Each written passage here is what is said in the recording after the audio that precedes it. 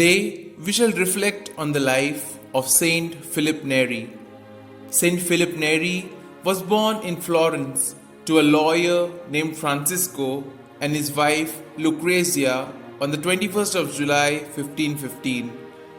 Giving up his commercial activities at the age of 26, he went to Rome to seek his own sanctification and that of his own fellow men.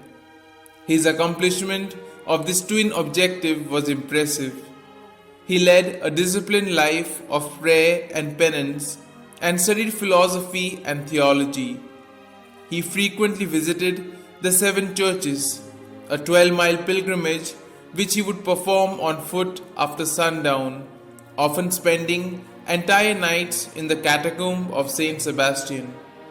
His inexhaustible, affectionate interest in his fellow men drove him to pay charitable visits to the sick in the hospital, and with his gentle, winning personality and cheerful spirit to draw the worldly and irreligious into conversion on the street, in the stores, or in workrooms.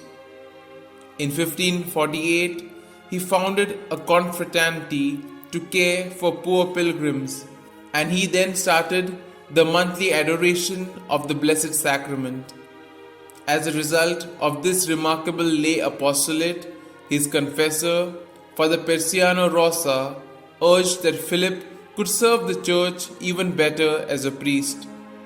Ordained priest on the 23rd of May 1551, he was appointed to the Church of Saint Girolamo della Carita, where he went on to become an outstanding confessor and counselor.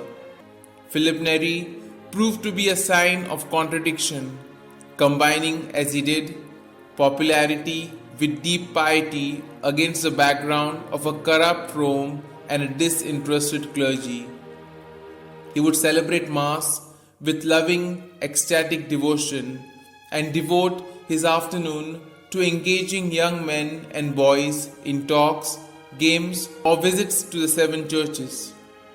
He tried above all to cultivate cheerfulness, deep fervor, humility, mortification of the will rather than of the body, and frequent confession.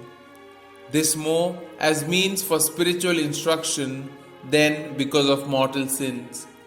His confessional was thus frequented by cardinals, clerics, and beggars alike, and among those who consulted him were the saints of great renown like Ignatius of Loyola and Charles Borromeo. Philip could bring home to the minds of people spiritual truths in the most unusual but efficacious ways.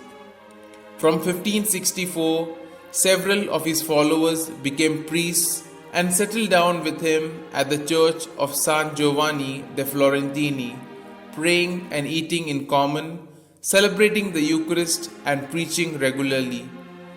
This sowed the seed of what was to be known as the oratory, whose distinctive feature was the regular afternoon session of informal talks concerning spiritual life, scripture, church history, and lives of the saints, interspersed with prayers and hymns in the vernacular, often with musical settings by greats like Palestrina.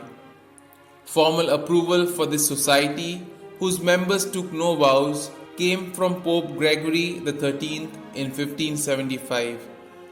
The unquestioned success of this second apostle of Rome never had any effect on his humility, a profound virtue that enabled him to endure tremendous persecution under the reigns of Popes Paul IV and Pius V.